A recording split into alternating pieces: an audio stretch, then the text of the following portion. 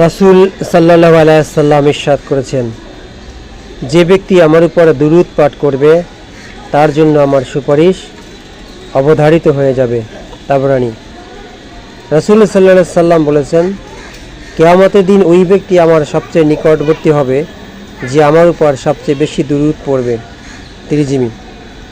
যে আমার উপর একবার দুরূদ পড়বে আল্লাহ তার উপর 10টি রহমত নাজিল করবেন, তার 10টি গুনাহ ক্ষমা করবেন এবং 10টি রহমতের দরজা খুলে দেওয়া হবে।